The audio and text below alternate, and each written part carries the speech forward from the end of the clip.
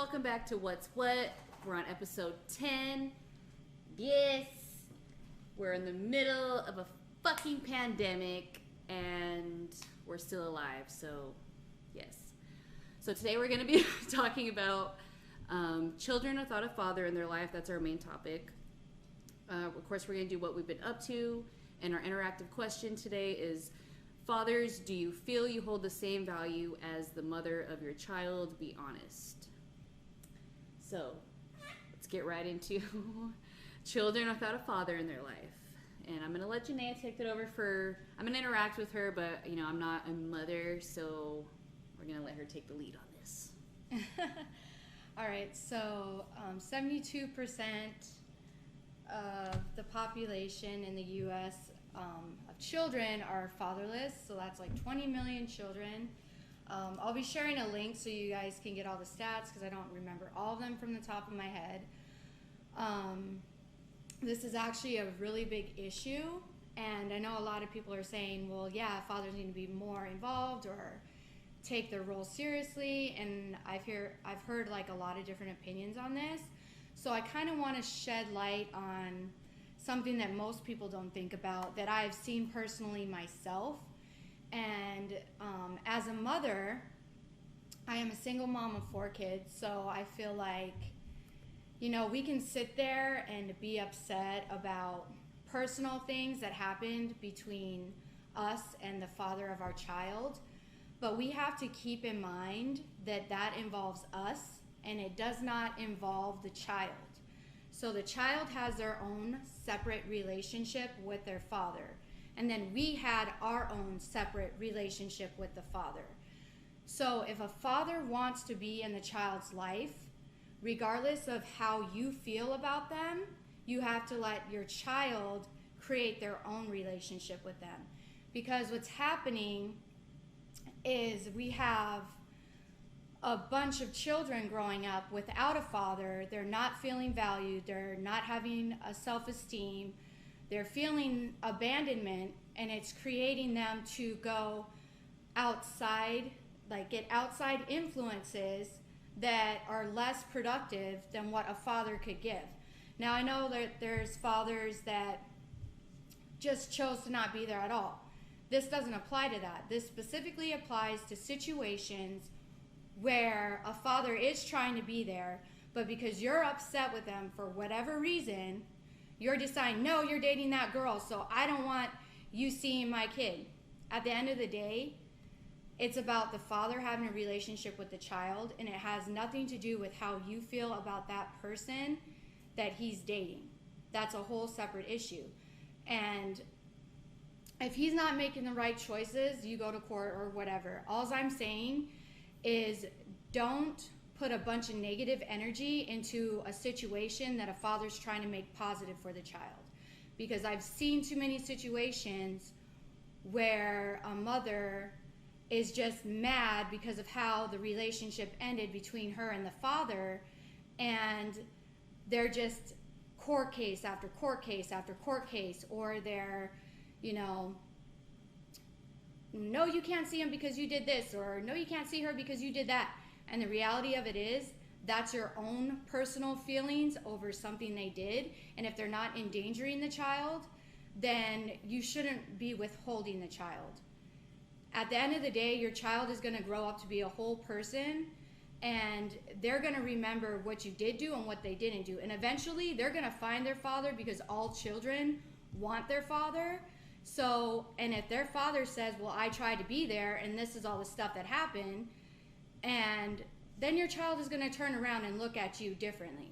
And if you don't want that to happen and you want to stay, the positive role model and protector of your child, then you need to understand that part of that role of protecting a child is the father's responsibility too. And if you don't let the father take his responsibility because of those feelings, then it's just a damaging cycle. So I'm trying to shed this light because I've seen it personally, and reading all the statistics on it and everything like that, I feel like we need to talk about that, because there are good fathers out there and they're really not in their child's life because of unfortunate circumstances, and some of them could have been prevented if we choose to put our own personal feelings aside and just really think about our child. So that's my opinion on this topic. You have anything to say? I just think it's really refreshing to hear this side of it from a woman.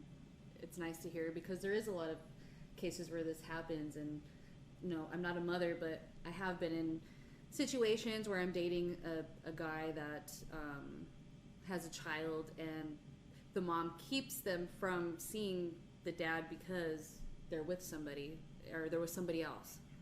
Doesn't matter who it is, it's just that there was somebody else, and I just think that I always thought that was wrong, but yeah, I just think it's refreshing for her to like even want to talk about this topic and shed light on the other side of the coin that we don't hear from so often. Yeah, and the crazy thing is too is it happens a lot, but it's not talked about nearly enough. And so I just wanted to give light on that other issue because sometimes there are those situations, and I hear all the time, well, they could have fought harder. But should they have to fight that hard? You know what I mean? Right. It takes two people to make a child. And at the end of the day, you look at how much stress that causes, and the more stressed out both parents are, the less happy the child's going to be. So why should it have to be such a fight over something positive? When the reality of it is, everybody wants the child to be okay. Everyone wants the child to be happy. So just do the things that help make that child happy. There's a lot of kids that just don't have fathers that want to be there, or just don't have their father because their father died. If the father wants to be there, let them be there. That's basically it.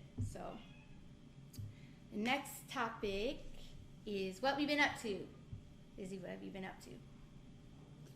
Just trying to make it through the second shutdown of my main source of income. I'm shut down again. I got merch for sale. You can buy one of these ducks. I'll autograph it for you.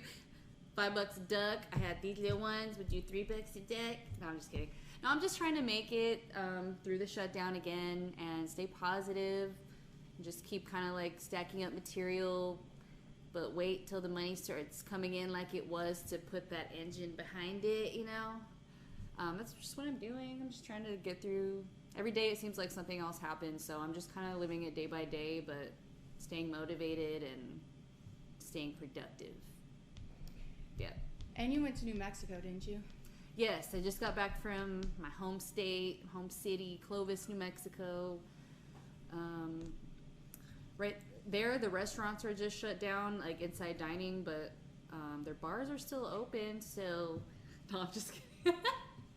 But yeah, it's always good to go back home, and hopefully I'll be able to do a fundraiser event with Janaea there at some point, but just kind of getting through this whole COVID situation. Yeah, and a lot of venues right now, as far as I know, all the venues right now are shut down because they offer alcohol, and I think that's considered a bar unless you serve food, and most of them don't serve food that I know of.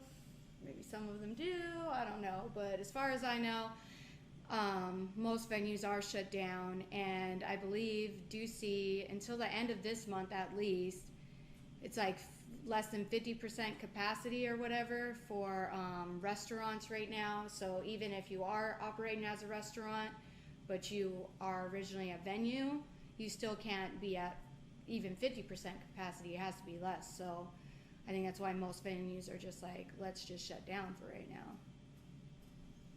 Yeah. I know with me, I was just working on Big Cats Energy and working on how to promote my business better. Big Cats Energy, I think I said it in episode 9 too, that Big Cats Energy got canceled because of COVID-19 too. So just really protect yourself, keep your masks on.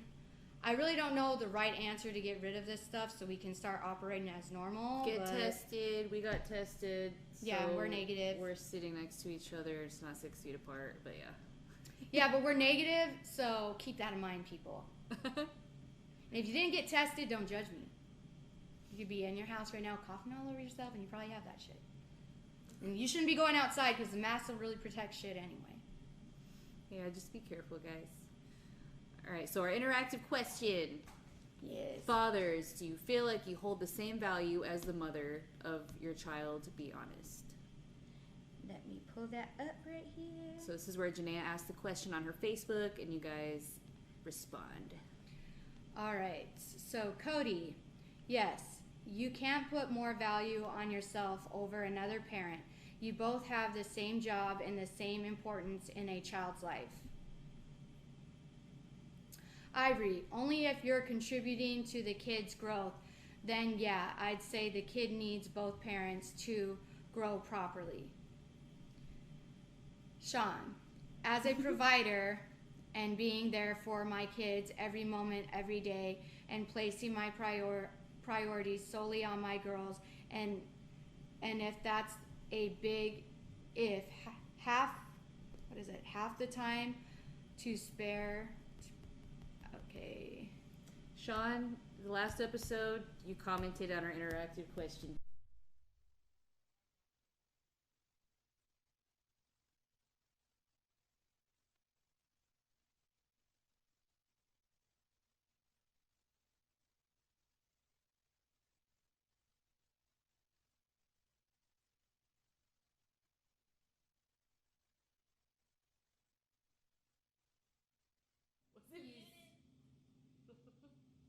He feels like he has more value than the mother because he's doing more. He's actually raising the child and stuff like that, and that's normal. Most parents feel that way if you're the one taking sole responsibility for the child.